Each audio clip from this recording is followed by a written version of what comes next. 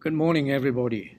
I'm Jesse, and recently I got some inquiries on how to prepare and upload a listing, and also how to prepare an offer. So today I'm going to talk about these two topics, and go through all the documents with you. So, and if possible, you can join me and go through it together with me, okay? Now, first of all, now please go to the, now here, what I'm showing now is the Charter's homepage. You are quite familiar with this page already, okay? Now, when you go to the page, here is a web form. So, say like we want to prepare a listing, okay? Now you go to this web form, okay?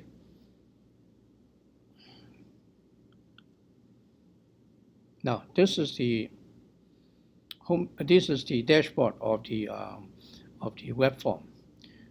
Now, I'll show you here are the icons showing all the topics there, okay? You don't need it, you just close it. And this side, these three stripes, you click it and show you these are the, on the left, these are the major icons, that we have to use it now. Dashboard, transactions, authentic sign, forms, document, broker tools, tasks, contacts, setup, okay.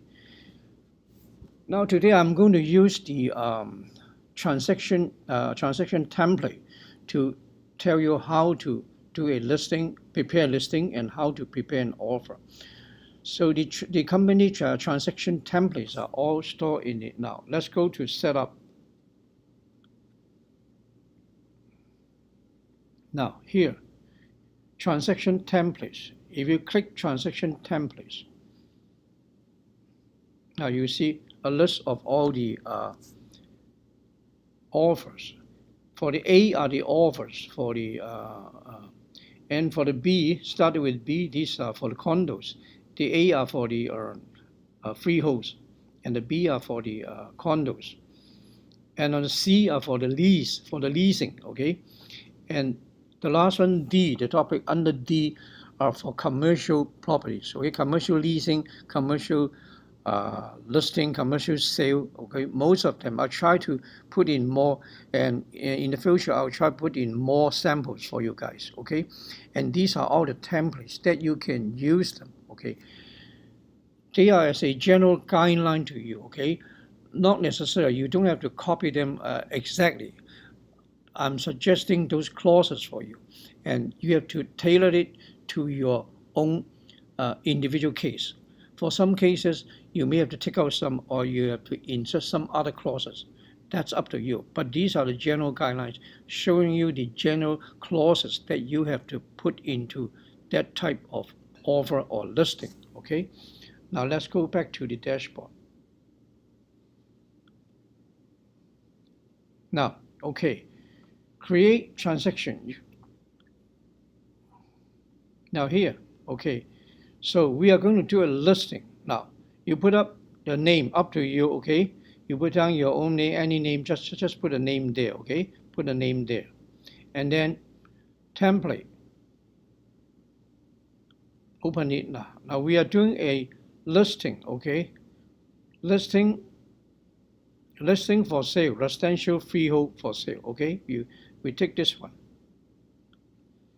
Listing for sale. So since it's elected, unless you are cloning an expired listing, otherwise you can leave this.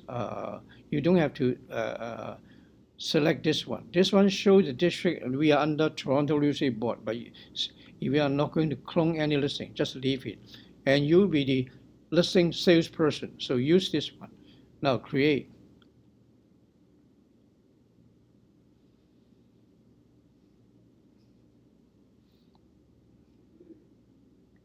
Okay, now there are 5 steps there that you have to do it.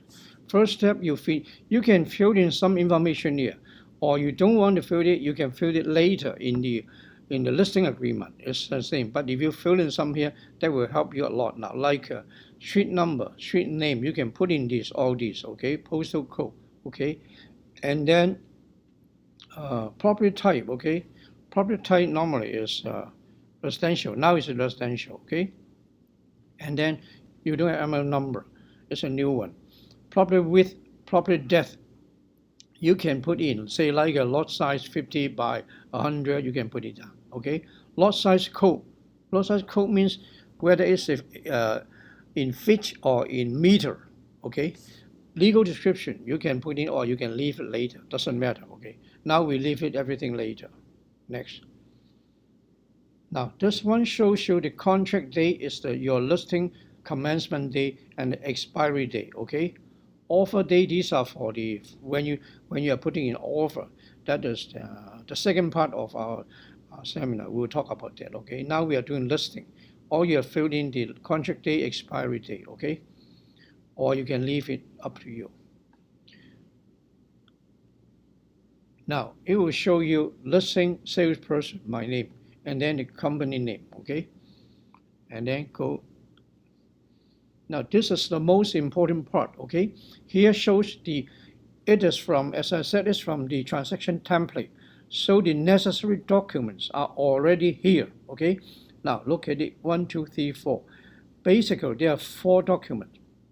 Listing agreement, working with the realtor, MLS data information form. This is required under the TRAP regulations. You have to fill it. Formally, a lot of people do not fill in that. They just go into the edit and then type in everything and then upload the listing directly because they don't want to duplicate the work. But now, since the web form has been revised, so the MLS data form, you can upload this form directly into the edit.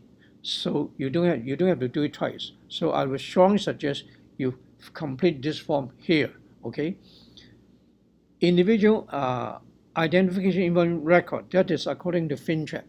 In any way, you have to fill up this. I suggest you do this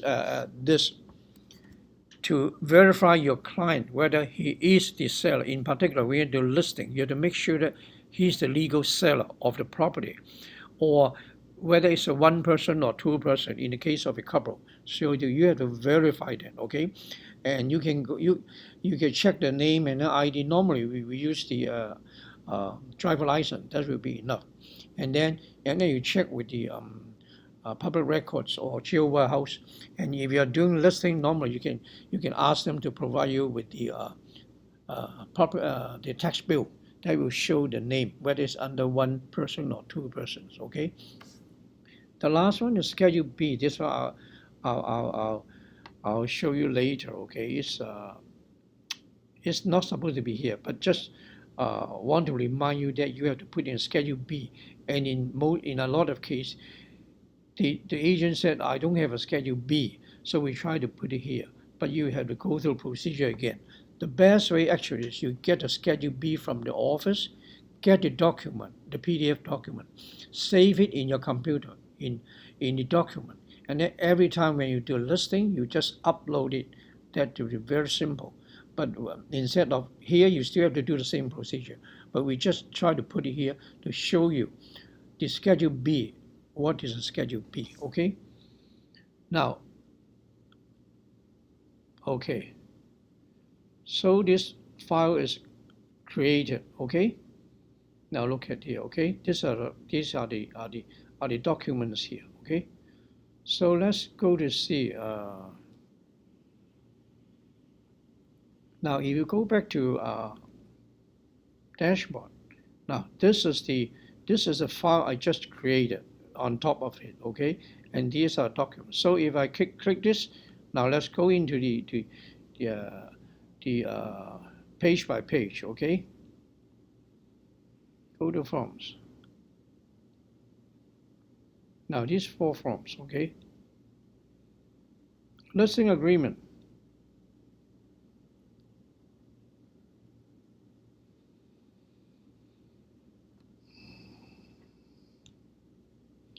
Now this listing agreement, Form 200 is for residential, okay? TRAP has only one listing agreement, okay? Whether it's a multi-MLS or exclusive. So you can look at here. In the middle, MLS and the right corner, exclusive. So make sure you have your client initial this. If the MLS, you initial here. Exclusive, you initial here, okay? This is very important. A lot of agents, they forget to ask the seller to initial this. Now, this is the company name, everything, okay?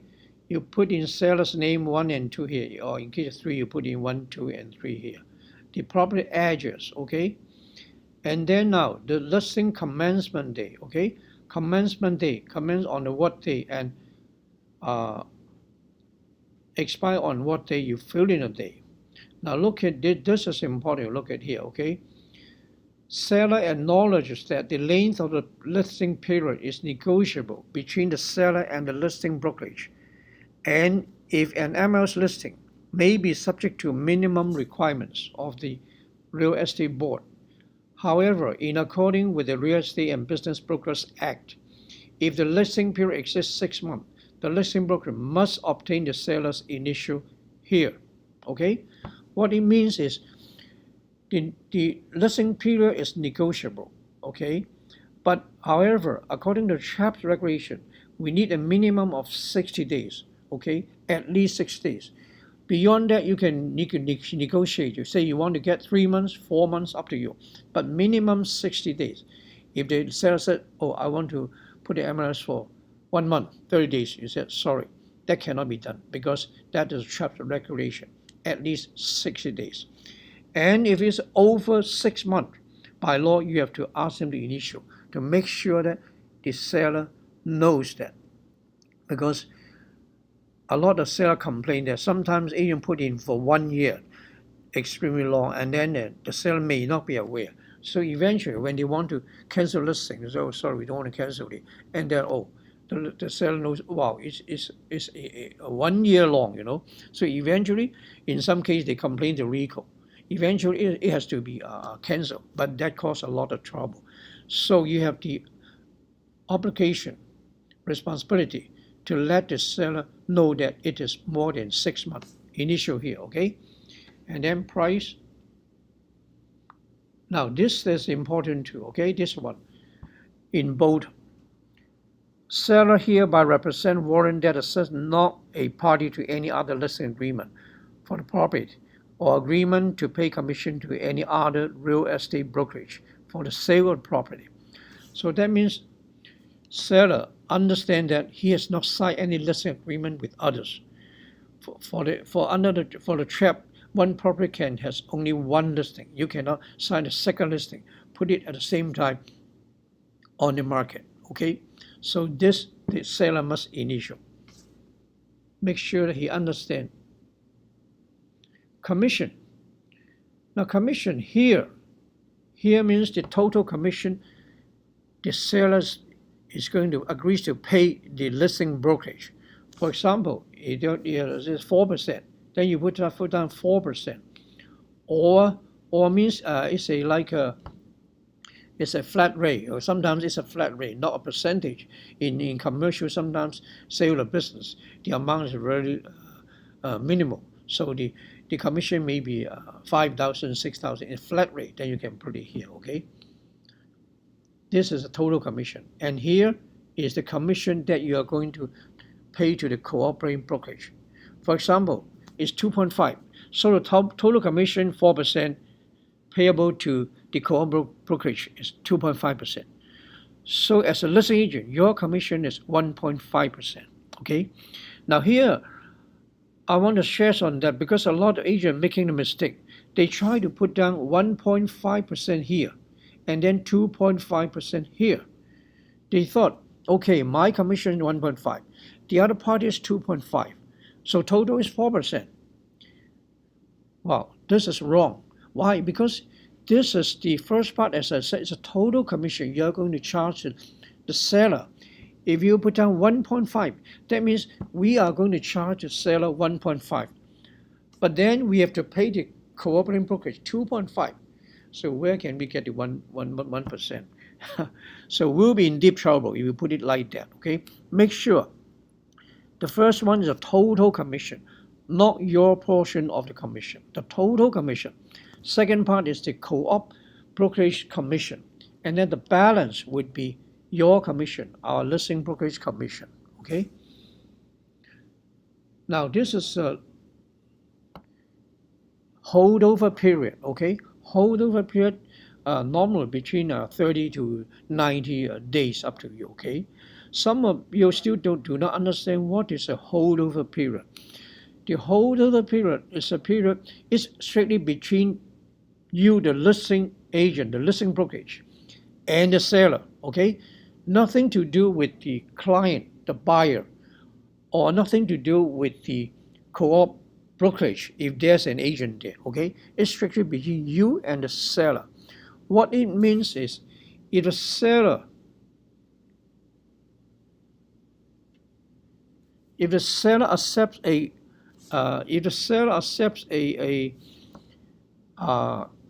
after the listing and still within the holdover period, the seller accepts an offer from someone, or that means the buyer, who was introduced to the property from any source whatsoever during the listing period, or shown the property during the listing period. Now what it means, say like if a buyer, he approached you as a listing agent and he saw the property within the listing period, and then after the listing expired, he tried to approach the seller and then ask the seller to make a private deal in order to save the commission. Or in another scenario, after the listing expired, the potential buyer was shown the property by a buy agent, and then after expiry of the listing, the buy agent with the same buyer try to approach the seller to get a listing, and then try to sell the property, making it like a list and sell. Okay, it's a list and sell. In this case, if the commission, you have the right to sue the seller for the commission. In the first scenario, if the buyer approach the seller directly, try to make a deal without any commission, then you can sue the seller for the total commission, like 4%. You sue the seller for the 4%. In the second scenario, if the buy agent try to bring the same client and then approach the seller to get a listing and sell it as a list and sell, and try to reduce the commission, like because of list and sell, he tried to make it 3%. Then the seller in this case saved 1%, right? So you have the right to sue the seller. Sue the seller not for the 4%, for the difference of the commission. Say in the case, if he agreed to pay 3% to the agent as a list and sell case, then you can sue for 1%. However, if he pays 4% to the other agent, then too bad, you cannot sue anything, because seller has not gained anything by signing a new agreement with the other party. He still pay out 4%. So he's not making a gain in this case. That's why you cannot sue him. Okay? This is the meaning of the holdover period. Some agent ask me, oh, can I sue the other party of the agent? No, sorry, because your listing expired. The other agent always has the right to get a new listing after expiry. You cannot do anything. The only thing to do is the same client, because it was introduced to the property during the listing period. Then you can sue the seller and not the other agent. Okay? Remember, this is an agreement between you and the seller. Okay? Now here, this paragraph, okay, says the seller agrees to pay commission as calculated above, even a transaction contemplated by an agreement to purchase agreed to or accepted by the seller or anyone on the seller's behalf is not completed, if such non-completion is owing to attributable to the seller's default or neglect Set commission to be payable on the day set for completion of the purchase of the property. Now, what it means is, if the seller in any event fail to complete the transaction for whatsoever reason, okay, and it is a seller's default or neglect, then you can sue the seller for the commission because you have already done your job and brought in an offer for them and brought in a successful client for them to make a deal. But however, the seller changed your mind and tried to back out from the deal. So you can sue for the commission. Okay, normally this will be you sue commission for the listing portion, also for the co-op portion. Okay, in some cases, the listing agent for whatsoever reason does not want to sue the seller. However, the buyer brokerage they want their commission is much more, so they for sure they will sue. In that case, then you can assign the right to the co-op brokerage, and then they will sue the seller directly. Okay, but they must obtain consent from you, the listing brokerage. Okay. Now, second page. Okay, second page here. Okay. Now, Section 9 family law. This you know that. Okay, be careful. If the house is a property is a matrimonial home or principal residence of the seller, and if it's a couple, so even if on title only one person's name, the other one's consent is necessary, and then both of them have to sign on the offer, okay, to make sure that otherwise the other party, when the deal was done and then upon completion, the other party say, oh, sorry, I didn't aware of that, I don't want to sell the property, then you're in trouble. Okay, that's by if they are under statute, a husband and wife, or under common law, you know, then you have to be very careful if it is a principal residence there or a matrimonial home. Now here, okay, this a lot of agents forget to ask the seller to initial this. What it means here, does and does not. What it means here is, if the listing expired, are you willing to, does the seller agree to allow other agent to approach them for the listing? So for your benefit as a listing agent, I would recommend always put down does not, no. Okay, so that means once the listing expires, the members of the board, other members of the board cannot approach the property to obtain the listing based on the reason that the listing was expired and I want to get the listing.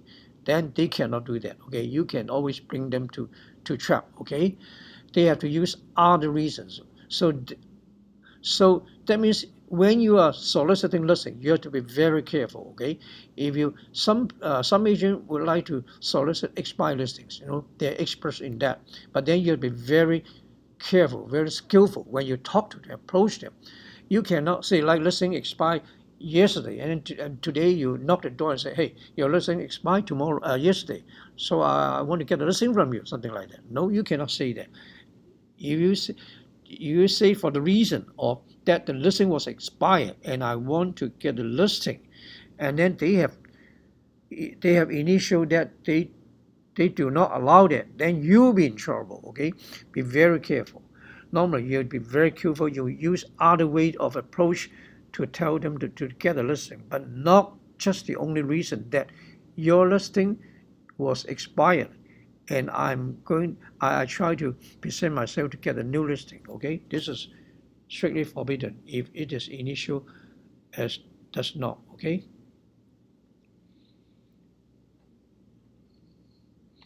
Now here is the signing portion. Be very careful. Okay, on the left hand side, authorized to bind the listing brokerage.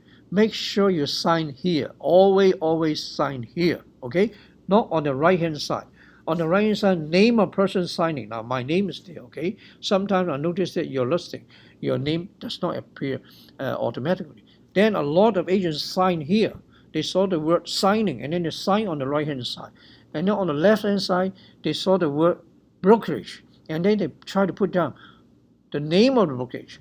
This is totally wrong, okay? You have to sign on the left hand side and put your name on the right hand side, okay? Now, you have to sign twice. Here, declaration of insurance. That means we are insured under the RIFO Act, okay? But this is not, some agent, I noticed that they sign it here, and then they did not sign here, leave it blank at all. This is not the signature for the agreement. In order to make the agreement valid, Party A have to sign here, Party B have to sign here, execute the, then the agreement was executed, okay? Not here and here. Client sign here, you sign here. This thing is not valid because you haven't signed here, okay? This is only for a declaration of insurance. If you forgot to sign here, fine, it's okay. But if you forgot to sign here, then legally this agreement is not valid, okay? This is acknowledgement, okay? So we complete the listing agreement. Now let's see the other forms. Okay.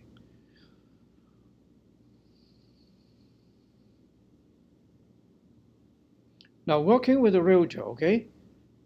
This thing you don't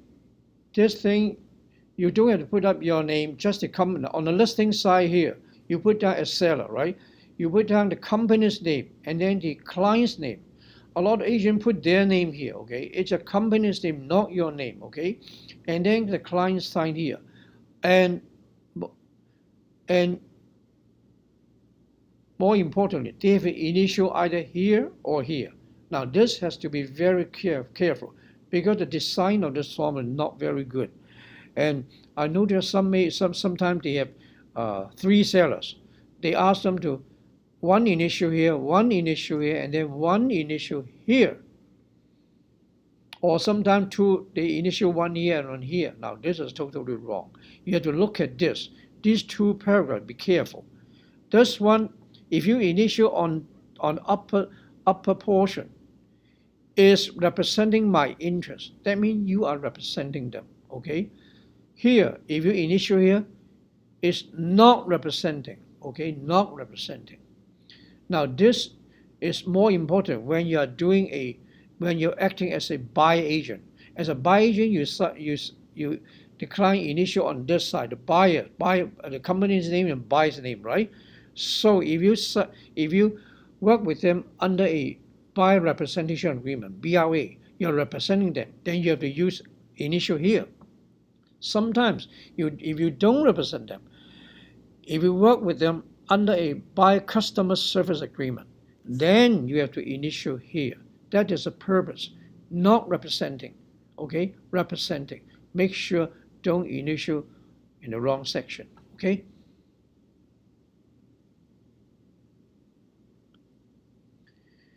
Now, data information form, okay?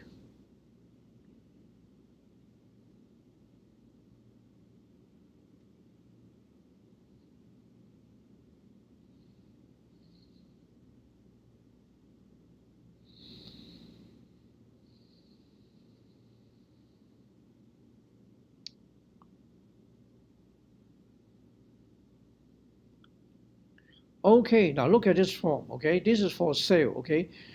Now, solid red, mandatory, you must fill in, okay? Clear, this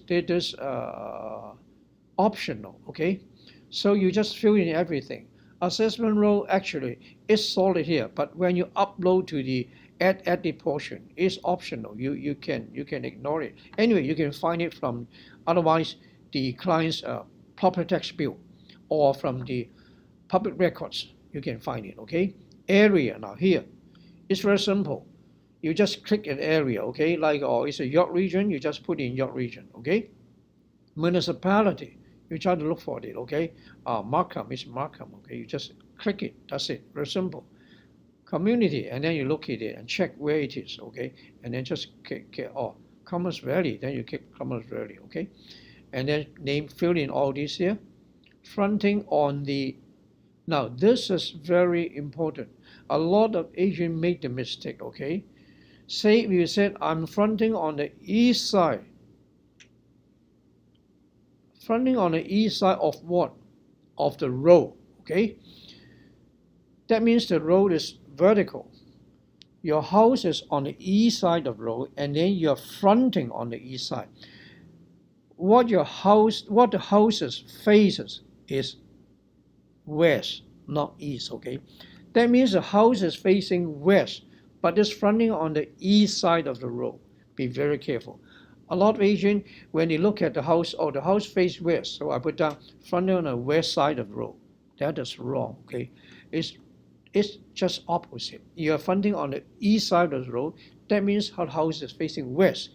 If you are fronting on the south side of the road, that means your house is facing north, okay? Legal description. Check it, verify, make sure it is correct. You can get it from the property tax bill or the public records or the jewel house, okay? Sometimes they have a full description, very long. You cannot put that.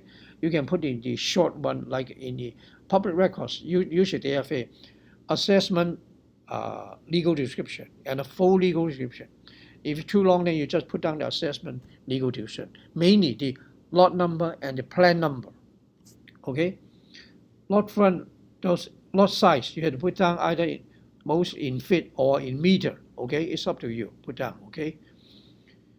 If it's an irregular lot, like a pie shape or anything, you put down here. Okay? Sometimes the depth cannot be clearly defined, like 50 by one side is 130, the other side 150, and then you can put down irregular here. But try to put down what we are recommending is put down the short side to avoid any problem. Say one side 140, one side 150, you put down 140, and then it turns out the other side 150. Okay, the client will be happy, the buyer will be happy. But you put down 150, and then somehow they want to back out. They say, oh, how come this one side is only 140 and this side 150? They can make it as an excuse to back out from deal. So put down the shorter one, and then the longer one, they have a gain. They cannot complain, right? If they have a loss, then they can complain, okay? If really you cannot put down, then just put down the frontage. In some case, you put down frontage, and then here it is the try to put down approximate, and then put down irregular here. C survey. If you're a survey, put down irregular C survey. Okay. Price tax. Okay. Make sure tax mandatory. You put down. Okay. Commencement day, contract day, expiry day, at least 60 days. Now possession day and possession remarks. Possession day, you have to put down the exact day. Possession day is the closing day. Okay. Possession remarks say like, okay, to be arranged, to be determined, or 60 days, 90 days, then you put out here. If exactly, but most of the time, 90% you put down here. Say, the seller would like to close in 2 months, 6 days, put down here, okay? Holdover days, now these are the holdover period I mentioned, okay? Name, the type, okay? You filled in according to the information you got, everything here, okay? Rooms, everything filled in, okay? Description filled in. Now here, on the dimension, you look at here. The default is meter. You must put in meter, okay? You cannot put in feet. Say it's a 3 meter by 6 meter, okay? You put it down. But if you say like 10 feet by 15 feet, then you have to convert it to meter in order to, if you just put down 10 feet by 15 feet, it came out on the listing as 10 meters and 15 meters. Then you'll be in trouble, okay? This is a default. You must put in the dimensions in meters. And then here you just click and find out whatever suits you. Nothing, you cannot create your own wording, okay? You have to just fill in, use the the default. Now here's the way you write everything. Okay, put down for the comments. This is mainly for the remarks for clients. Okay, and here extras. Normally extra you put down those chattels included or not included. Try to put down here. Okay, if something excluded, you also mention here. Okay. And then this and now, these are brokerage remarks for brokerages. So you have something to tell the buyer brokerage. Say like the offer irrevocable must be at least 48 hours, or showing must be at least minimum 4 hours notice, and or there's a key lock box, or you must put down 5% deposit, or you email the offer only to the listing agent according to seller instruction. Everything you put down here, or you email or you call the listing agent first. At what number? All these you have to put down here. In particular, say when you want them to call you with a phone number, when they want to call you or contact you or email you, all those you have to put down here at the remarks for brokerage, because this portion you cannot put on the extra or on the client's portion. Because why? The reason is clients and extra portion will appear on the realtor.ca for the public to see. But the last portion, remarks for brokerage, it will not appear on the realtor.ca. If you put your phone number or call listing agent or email there, and then the clients, the public will see that, and then the trap consider this as an advertisement. They said that you are making use of trap's website to advertise yourself. So that is forbidden. If you put it there, your brokerage will get a warning letter, and then you have to remove them within 48 hours. Otherwise, you'll be penalized. There will be penalty on you, normally a fine. Okay, so be very careful. You must put everything down here, not on the first and second section. Okay. Now your name. Okay. Here is your membership number. You can delete it. Okay. You can delete. If you don't want it, just delete it. Okay. Normally you don't want to put it there. And then your phone number. This. And then you put down the commission to co-op brokerage. Okay. SPI normally you know, put down no. Okay. And then distribute to DDF.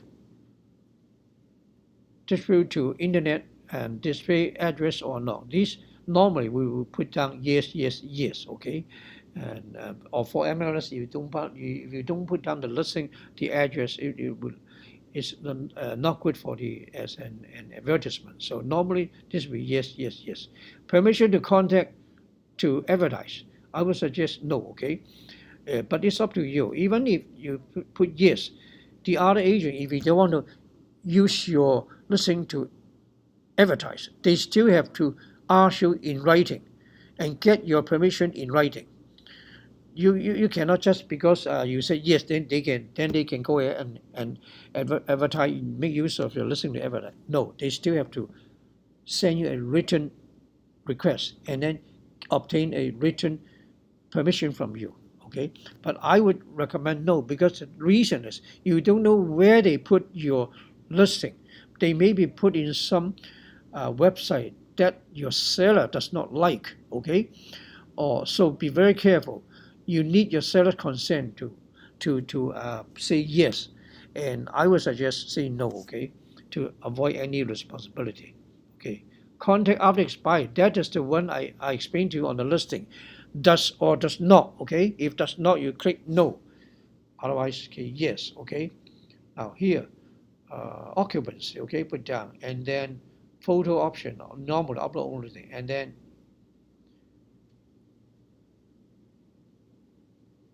okay, that's all. And these are the wordings recommend you show you what are they. So you just help you to fill up this one. Okay, we finished this one. Okay.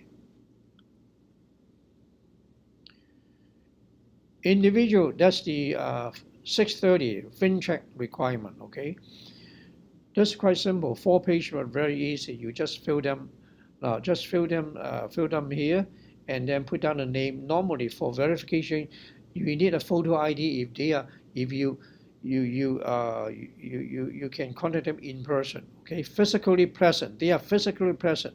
Must be. So use a photo ID, but not health card. Okay, health card is not acceptable. Okay, health card has a picture but not acceptable. The normally is a photo ID or passport. Okay, one is okay if it's photo ID. The others are for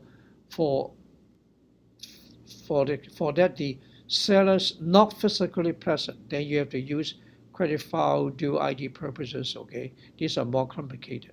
Page 2 is for in case the seller's not here. There's a power of attorney. Okay, third party. Then you fill it up here. Okay, if it's there, then just leave blank. Page 3, you just click one. Okay, either just check one box. Okay, whether it's a Canadian citizen or foreign citizen. Okay, either 1 or 4 normally. Okay, and medium risk, those leave there. Normally, we try to categorize as a low risk. So low risk. So if you click check here already, the other 2 just leave them blank. Okay. The last one is for it's a residential property. Okay, you buy for. That means this one means for his own use. This one for income purpose. This is for investment purpose. Okay, that's it. Okay, others leave it blank. Okay, this is a simple one. But try to verify your client. In particular, if you don't know them well, say you pick up a client, then you better verify them. Make sure they are the legal owner of the property that you are going to list for sale. Okay? Now the last one, this one, the title is actually we try to put, as I said, personally I don't like it here, but the company wants us to put it here to remind some of the agents who do not have a copy of the Schedule B when you're doing the listing. Okay, now this actually is a Schedule B for the listing. Why we need a Schedule B? Mainly, okay, every listing brokerage has his own Schedule B. Okay, this is for our own company. Okay, now our company name is here. Okay, Master Choice Realty Inc. Okay, the reason is by law we have to tell the client, the buyer, once the offer accepted and they pay a deposit to us, right? We put in a trust account, and whether the deposit has interest, whether it earns interest or not.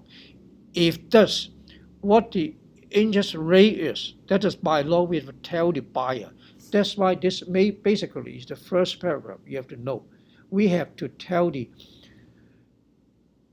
buyer, but normally we don't put in Schedule A, so we put it in a Schedule B as a standard clause, standard requirement. The others are we add in to protect ourselves, and then add in. The others varies. The others varies depend on the listing broker. Some put more, some put less, up to them. Okay, but the first one about it, whether there's an interest, you can say no. Like before that, we have no interest because the account is non-interest bearing. It's fine, but you have to tell the buyer. Now we change to the bank account with the interest bearing, so we change that. Okay, we have put it there. Don't use the formal Schedule B. I still have seen some agents use the very old Schedule B, which says that the deposit is in a non-interest bearing account. That is wrong. Please use this latest one. Okay, and the other clauses are just to protect yourself, like the use of fax and then the e-signature, all those things. Okay. Now this form, as I said, put it here is no use, just for remind you, because you cannot upload it to the listing. What you can do, the only way is if you don't have that with you, you email this form. Okay, you email this form to yourself, and then from the email you save this form into your computer in the document section file. Okay, and then every time later when you want to use it, you just get it from there instead of from here. Okay, personally, I don't like it here to confuse you, but the company want to put it to remind you that this is Schedule B, the latest version that you have to use, okay? But you cannot just upload like the other documents, agreement, the listing agreement. You cannot just upload it to the listing. No, you cannot. You still have to do it separately, because when you have uploaded MLS data information form to the, I'll show you again.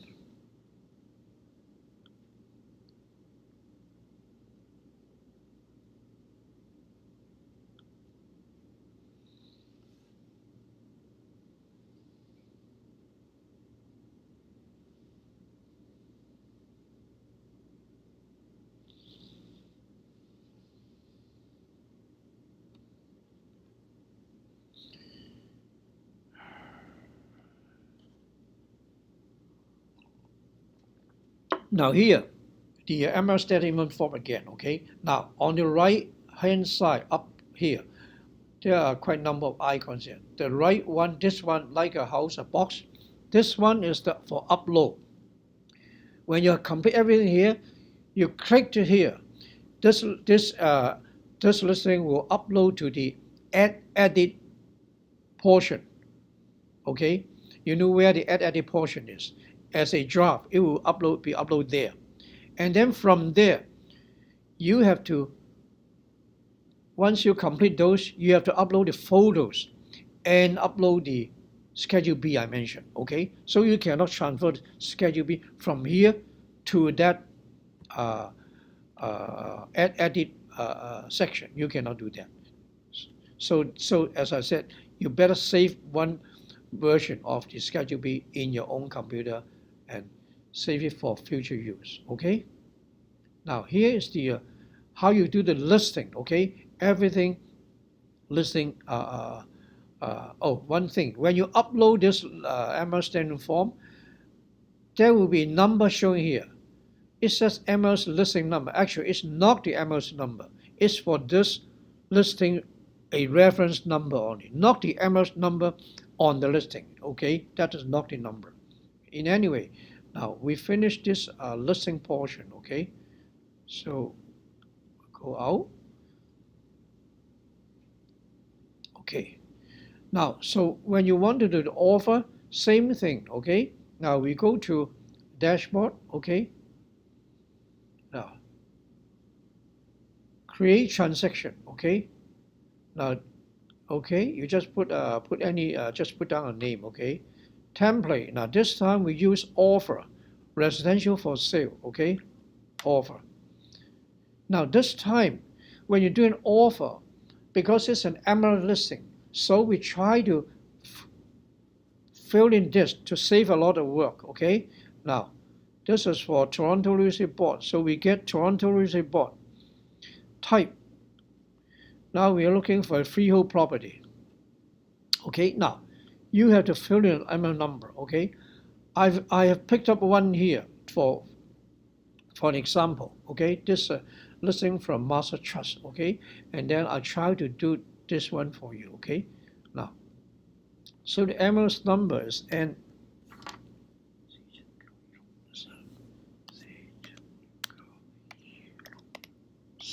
Okay, now you are the co-op agent, okay? Everything done. Create.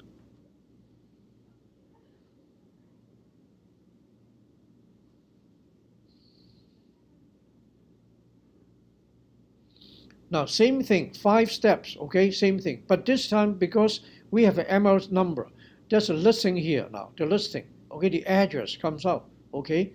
So you see, a lot of the information has been filled in for you now. Street address, okay? And then the property, residential, MLS number. Now, property width, 18th, depth, 76. And then a certain row number, lot size code, fit, okay?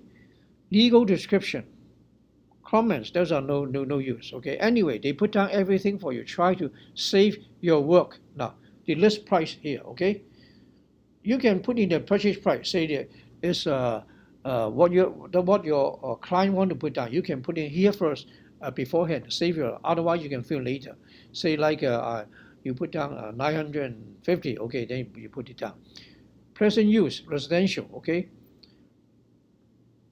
Probably include, exclude, you can do it later, okay. Now, next. Okay, now this is the listing contract day and expiry day, okay, not your offer day. Your offer day here, you put down like an offer, okay, today, we put down offer today, okay, and then irrevocable, okay, we give you 1 day and then tomorrow night, okay, acceptance day, no acceptance day, closing day, okay, you want to put down closing day, okay, then this closing is end of August, okay, we put down August 31st. Now, possession date is the closing day, okay? Now, next. Okay, now, listing agent, Jacob Wong, co-op agent, my name, 2 companies, okay? Seller, seller's name, everything here, okay? Next. Now, this is the, if we use template, all the forms are here. If you don't use template, then you have to click here, add, and then you add the forms one by one, okay? Now here, as a buy agent, what you need, look at this. Offer summary document, the 801, normally we need that. Confirmation co-op, 320, okay? Buyer representation agreement, now, buyer BRA, not buyer customer service agreement. You're representing them, okay? BRA, 300. Working with realtor, the same as the listing agreement we talk about, okay? ID, same thing, 630. This is the main thing, the offer. And then receipt of funds record. This is for, if once the deal was accepted, you have to fill in the receipt of funds record according to FinTrack requirement, okay? And then maybe you, if you have conditions, you can add in also, in the first place, you can add in waiver here, okay, to save you time, up to you, or you add it later, okay? Now, next. Done, okay? So, the deal is here, okay? The deal is here. Now, let's look at the forms, okay?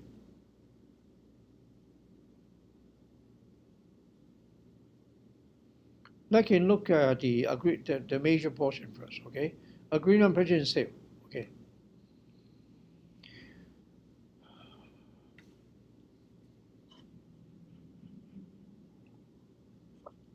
This is for freehold, Form 100, okay? Today's date, seller's date, because we have MLS listing number, so everything there. You put down buyer's name here, okay? Property, okay? Now, fronting on the, remember what I told you, okay? So you check, the listing says, let's look at that.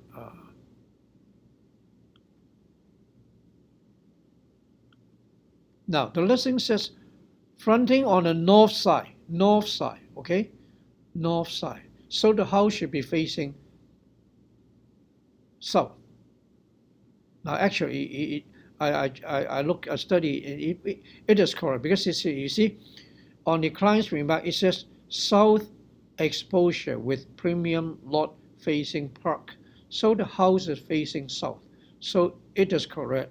But it's fronting on the north side of the road and facing south. Okay, so you put down here, okay, south, okay, that's it. And then fill down the address, the Galleria Parkway here, okay. I don't want to, I want to save time, okay. In the city of Richmond Hill, okay, put down city of Richmond Hill. Some are town, some are city, okay. Now here, remember on when we are doing the 5 steps, there's a lot size code there. We put in fit already, but here it does not show here. So remember, you add in fit, okay?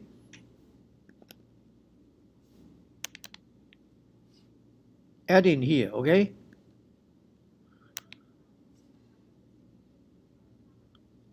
Okay, and also add in here.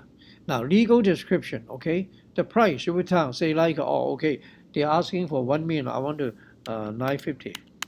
Just type in, okay? And then price will here. Now, Deposit, normally you have three choices. Normally so with us upon acceptance. That means once until the offer is accepted, I won't give you the deposit, the check. Okay. Here with means once you submit offer, you have to give them whether it's accepted or not. So normally we would click we would choose upon acceptance. Otherwise, to be described, that means in some cases, like in a commercial deal, sometimes they don't want to put in the deposit right away, maybe after firming up, something like that. But so you can change it there. You can put in otherwise described in this agreement. That means in a Schedule A, you have a clear instruction of how to pay the deposit. Okay. Deposit here, okay, like this 50,000. Okay, deposit. Okay. Now here, make sure you put down the company name. It's the listing broker company name. Okay, don't forget that. Now here, schedule. Okay, Schedule A is the clauses, and then normally you have the Schedule B. So you just put down and B. Okay, A and B. Okay. Now we add in this offer. Now this offer is irrevocable by someone. Okay, irrevocable by the buyer. Okay, don't put down seller. Also, irrevocable by the buyer. The buyer submit an offer, which shall be irrevocable by the buyer until what time? Okay, the buyer. Okay, not the seller. And then here, normally we put it down the end of the day. Okay. 11:59, okay, p.m. Okay. Then the date, okay. Closing date we put already, okay. Fill up this, simple, very simple, okay. Here, okay. Now chattels included. That means those things normally you can, when you look at the listing, look at the extras. Now look at the extras, okay. Fridge, stove, range, all extended and window coverings. You can just copy and paste to there, but in most cases it's not enough because you look at it. It just said the appliances, ELF, the electric light fixtures, and the window coverings. So what about the central air conditioning system? Furnace, okay? Try to put them, include them. Furnace. Because now, in many cases, the furnace may be rented, so you have to be very careful. Put down furnace, included, CAC. Also, if they have a garage door opener, you put down garage door opener and remote control. Okay, add in there.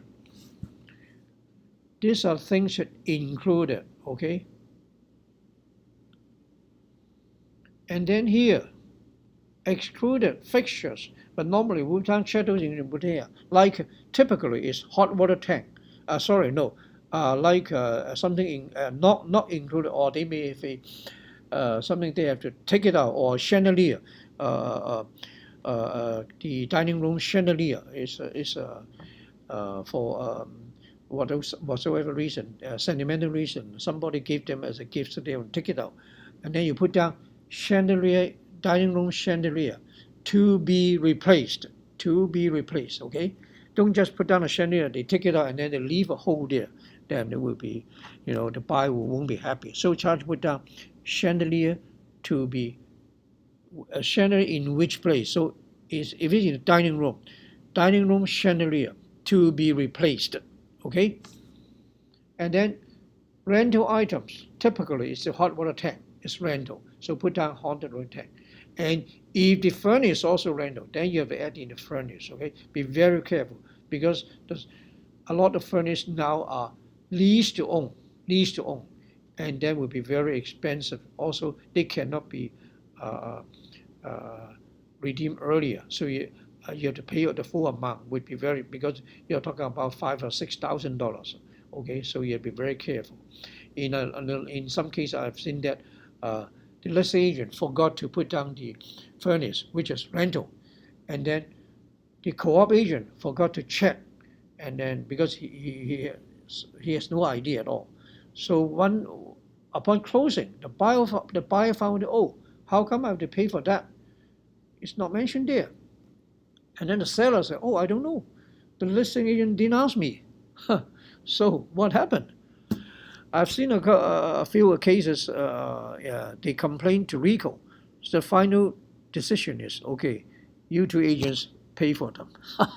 Like if you're 6,000, then maybe listing pay 3,000, buy agent pay 3,000, okay? Or in some case, listing agent pay 3,000, the seller pay 3,000, okay? Anyway, be very careful. Now HST for residential resale is included in, okay, normally. Try to put down included in, okay? Title search. Now title search, that means the day you give the buyer's lawyer to check the title, make sure it's a clear title, okay? Normally around 7 to 10 days before closing, okay? 7 to 10 days before closing. Like our closing is the end of August. So we put down like, okay, put it 24, okay? And then here, present use is residential or single family residence, okay? Put it down, okay? Okay. These are, again, Family Law Act here, okay?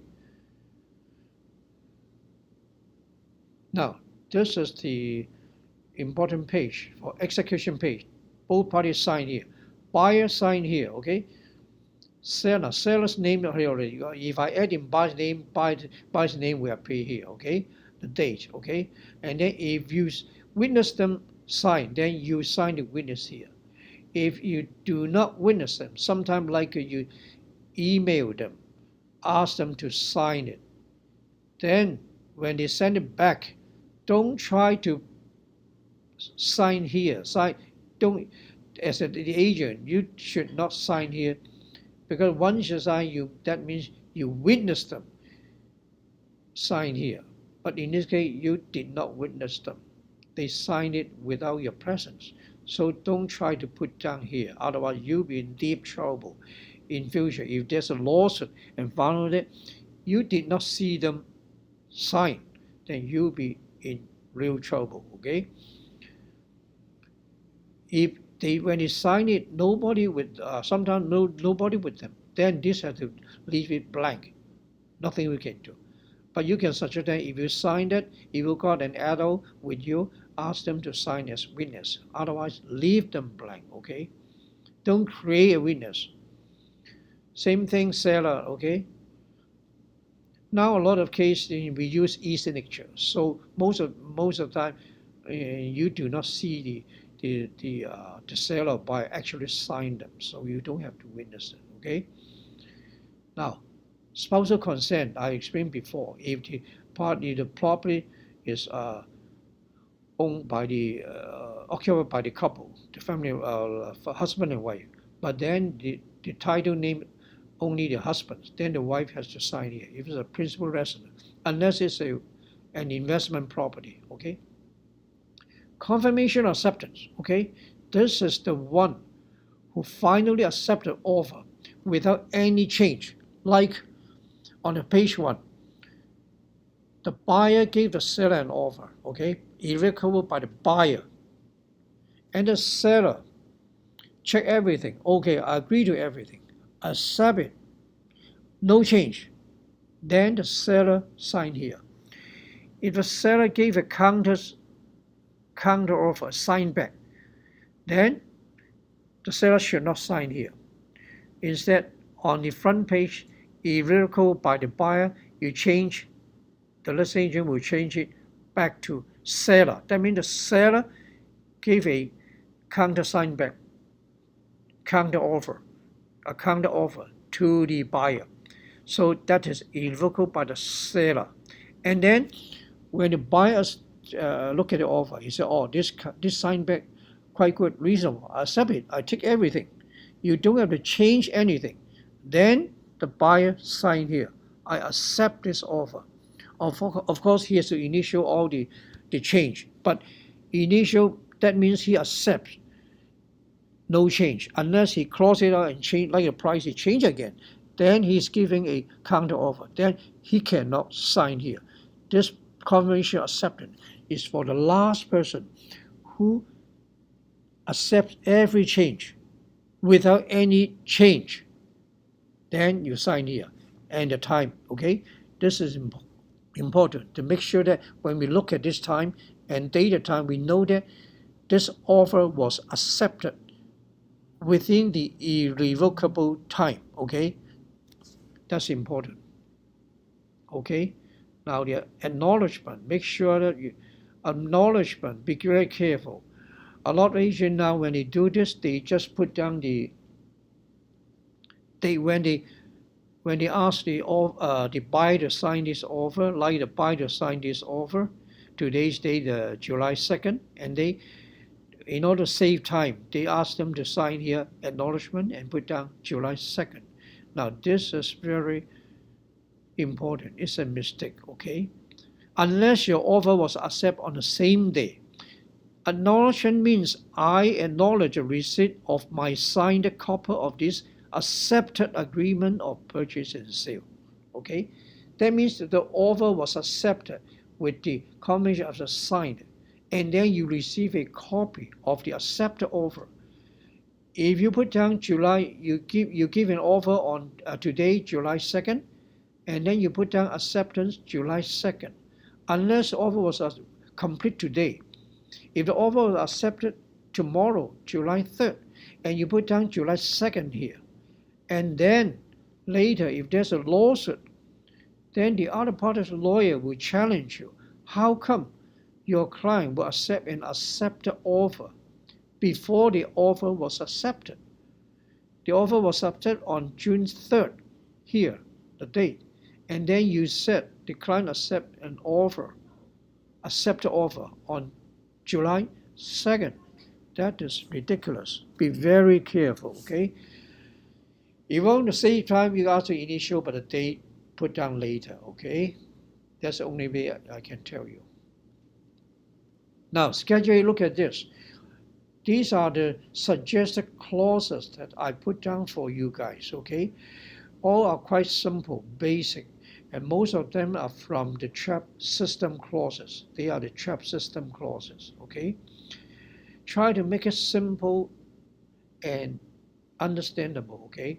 Don't try to write some difficult English. Make it plain and simple, okay? We are not lawyers. You don't have to write like a lawyer, okay? Now, pay the balance, okay? You warrant that everything's in good working order, okay? Remember, when I write this, I am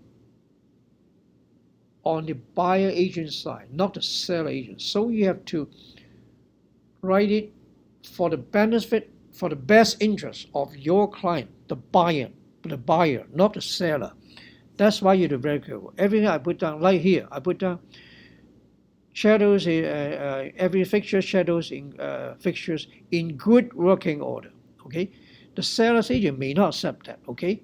But as a buyer agent, you are working for the best benefit of your client, the buyer. You put down in good working order. They may sign back as in normal working order or in working order. Fine, up to you. But in the beginning, you try to put down good working order. Try to do the best for your client. And in this case, when we write these clauses, your client, our client is the buyer, not the seller, okay? Now, this is the illegal substance, the marijuana clauses, okay? Now, this one, okay? There have never been any homicide, suicide happening in property, okay? This a lot of people now do not like this. Something happened before, so we try to put down this. It's up to the seller agent. If the seller they accept it, fine, okay. If they don't want it, they may cross it off. But we only say that to the best of seller's knowledge in interest, and during the time the seller has owned the property. So previous owner, they cannot warrant, okay. Now this is something that a lot of people ask me, what is Kitech plumbing, okay?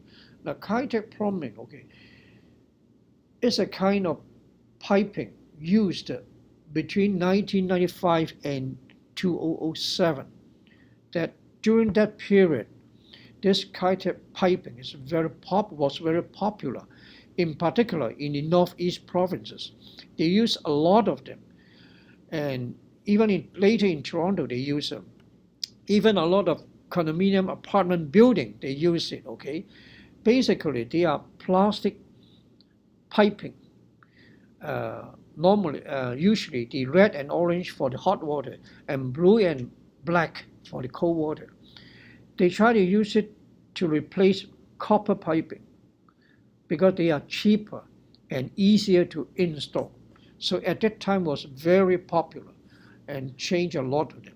But then, however, after a certain period, within 10 years time, they found a premature failure. What is a premature failure? The piping is vulnerable to leakage or burst, rupture. It will burst before the life expectancy. Like the pipe may expect to last for 30 years, but then within 10 years it burst. It's not only it does not only leak, it bursts. That's the main problem. It will cause you flooding or water damage, and then cause a lot of insurance problems. Some insurance may not even warrant it. In some cases, so you have to be very careful. So eventually, it was banned in 2007. No more. That's it. Like the UV before. But then, in the northeast province, they use this as a mandate clause already because they have seen a lot of cases. In Toronto, it's only for the last couple of years that the TRAP has insert this as a system clause. Recommended we use it when you put in the offer. So you have to explain to the client what this is and then try to find out. In the house, you check it, okay? And you can check it visually when you look at under the sink or near the hot water tank. If you find something like a plastic piping instead of copper and it's in red, black color, blue, then you'll be careful. Of course, if you have a home inspection, they will tell you whether there is or not. And in the case of a condominium unit, if it was used in the common area, used by the building, by the builder, then normally in the status certificate, it will tell you that the building contains Kai-tip plumbing.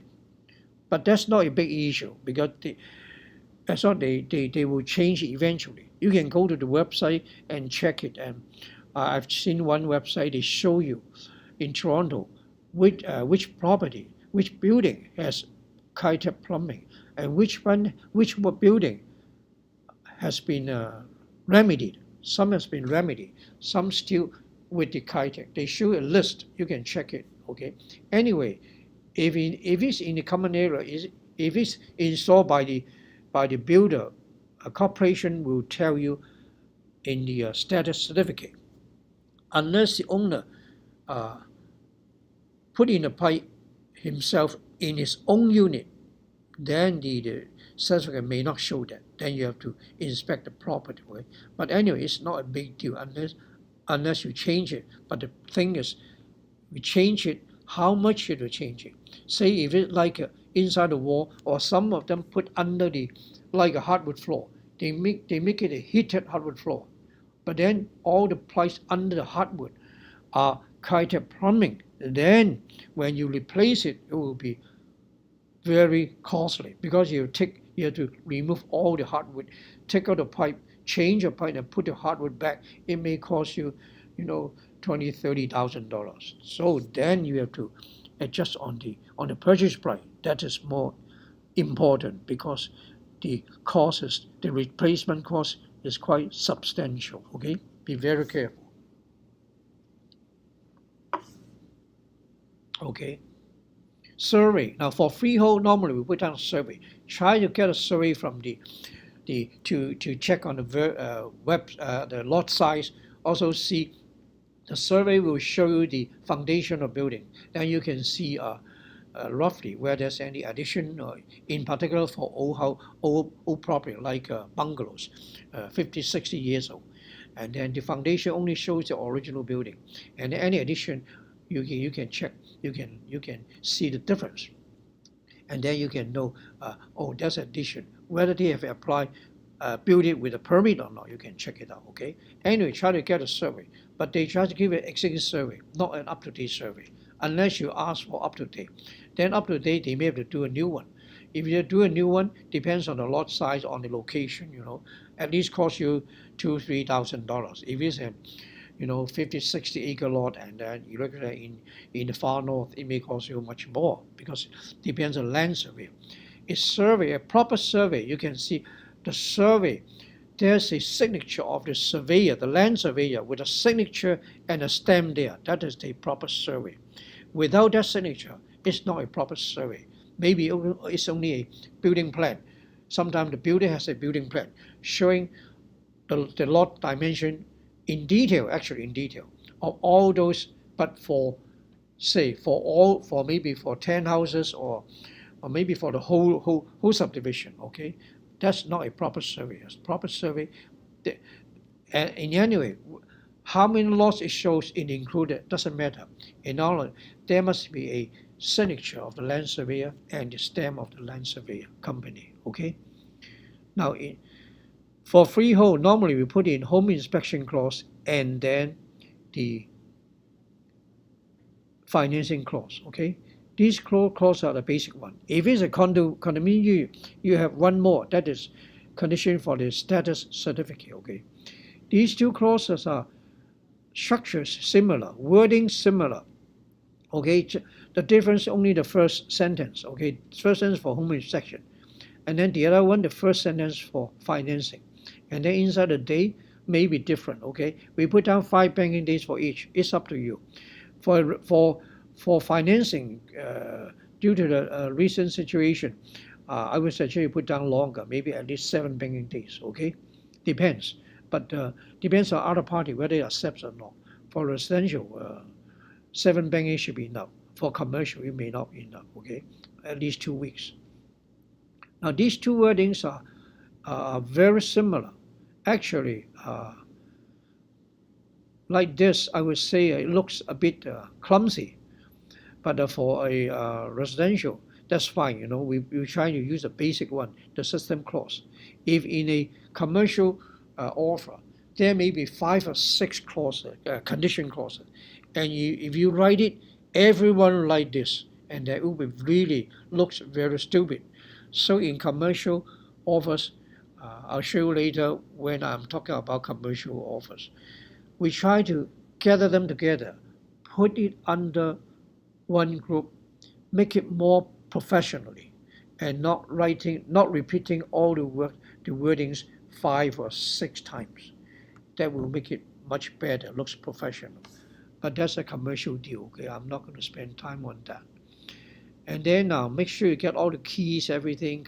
If there's a garage door remote control, get them, okay? Everything you have to get it. And the buyer has the right to visit the property. I put down 3 times. It depends. You can put down, you can change. If it's closing more than 6 months, you can put it 4 times, 5 times, up to you, okay? And then the seller would agree to let the appraiser to see it, for the lending institution, for mortgage. The appraiser will go there. We try to add one more time. So if you don't add in the second portion, then the appraiser's visit will be included here. 3 further times, then you have 2 only, because the appraiser has used 1. So try to make it separately, okay? And then try to save one last time for your client to visit right before closing, maybe 2 or 3 days before closing, to make sure that everything is okay. Okay, that is quite important.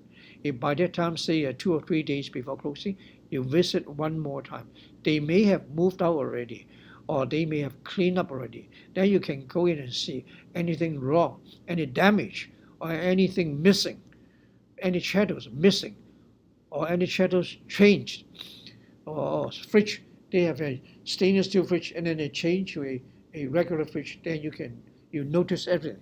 Then you have to tell your lawyer That's a purpose. But these are visits only, okay? You cannot make use of this visit to ask a home inspector to inspect the house, You cannot do that, okay? If you need a home inspector, you must put in separate clause, okay? A property clean and debris-free is just standard, okay? Business banking day, this you can add in. If it's included in a Schedule B already, like our Schedule B, we have that already, then you don't have to add that, okay? The last part is least but not last but not least, okay? You have to let them know that you have recommended to ask for professional advice prior to signing these documents, okay? Don't sometimes they ask you about things, something like tax problem or legal problem. You have to tell them that we just explain according to our experience. We are not lawyers. We are not accountants, okay? Now, these are the clauses, okay? So now we have finished that, okay? After you finish it, okay?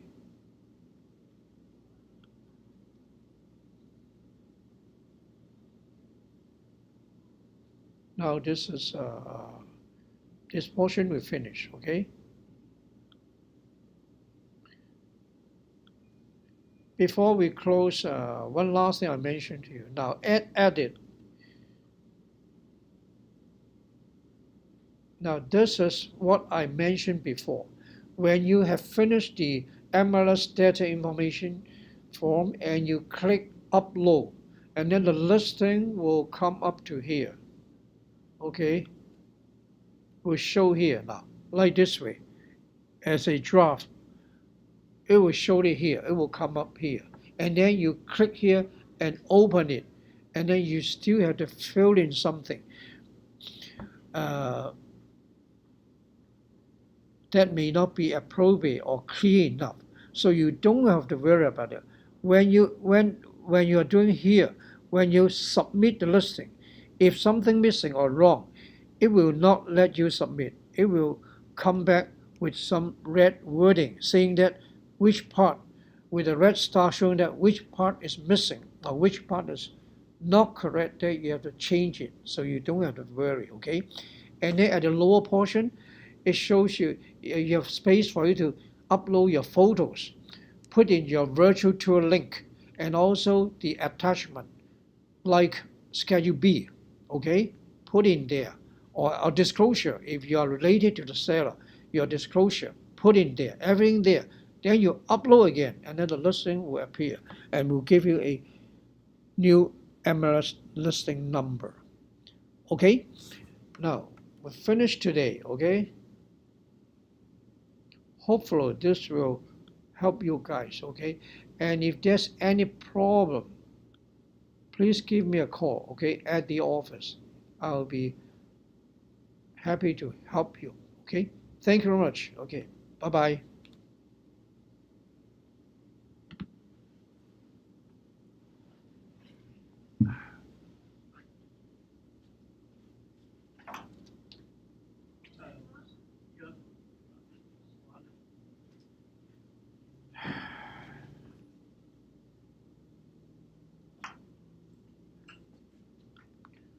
给你，先给你。